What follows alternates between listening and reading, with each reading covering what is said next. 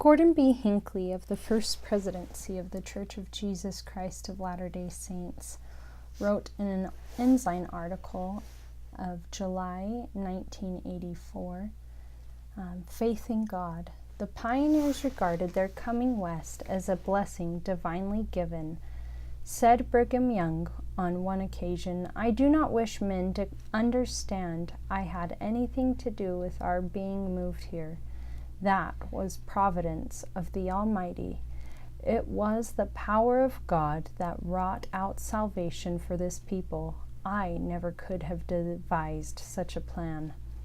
End quote. The power that moved our gospel forebears was the power of faith in God.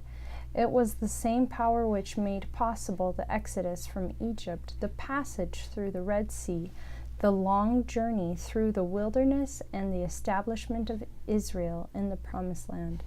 It was by this power that our gospel forebears left Nauvoo and the beautiful lands of the Mississippi to travel to the shores of the Great Salt Lake. To me, it is a thing of never-ending wonder that Brigham Young and his associates had the faith to move to the mountain valleys of Utah.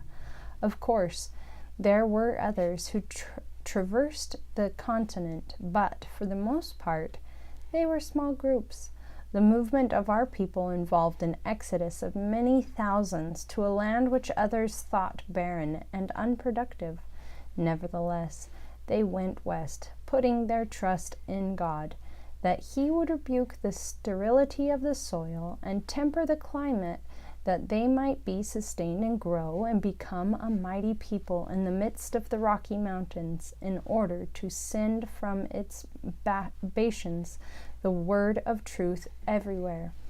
It was by the power of faith that they threaded their way up the Elkhorn and along the Platte, past Chimney Rock, and on to South Pass, down the Sweetwater to Independence Rock, and finally over Big Mountain and into Salt Lake Valley.